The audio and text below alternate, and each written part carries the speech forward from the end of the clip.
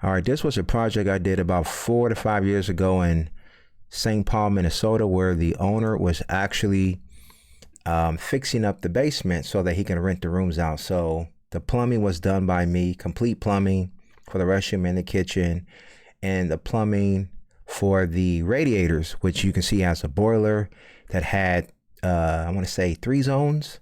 So I had to add a 4th zone and pressurize the system for the 4th zone as well. As you can see, I plumbed in, had the sweat solder in, the isolation valve, and you can clearly see that I had to use a specific type of PEX that is high temp with brass fittings, okay? Because you're talking about superheated water. So this material is designed to withstand the heat. So 3/4 inch pipes, had to extend the actual manifold and add a bleed off as well at the end over here.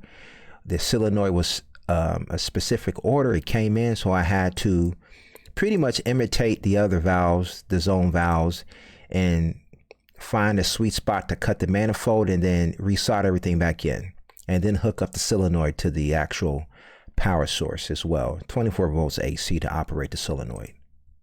So that's what I did. I was just testing it out with the thermostat I had laying around for a boiler system, and it worked just fine because the homeowner wanted to be able to control the actual boiler, you know, downstairs in the basement should a tenant call for heat. So pretty much this system heats up when any zone or any floor or tenant calls for heat. So in other words, you have isolation valve. So on floor 1 is zone 1. You have a solenoid for the entire floor.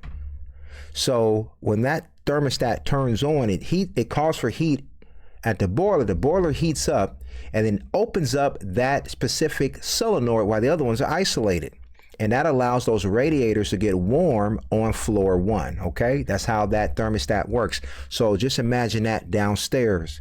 So obviously, it's going to be a little bit colder downstairs, and I believe the owner insulated the walls. Some of them, as you can see, is some of that old brick, but nevertheless, the project turned out beautifully. But I was testing out the actual system because I had to make sure that it was leak tight as well. So we know that the thermostat works.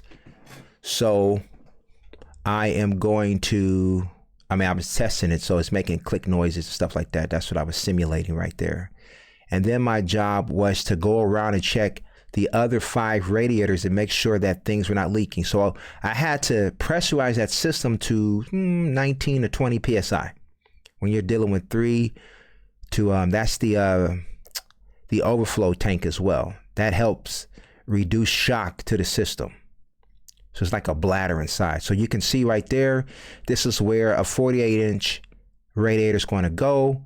I just connected those 3/4 inch lines and sweat soldered them just to make sure they're getting warm and that the whole loop, you know, every room is looped in together.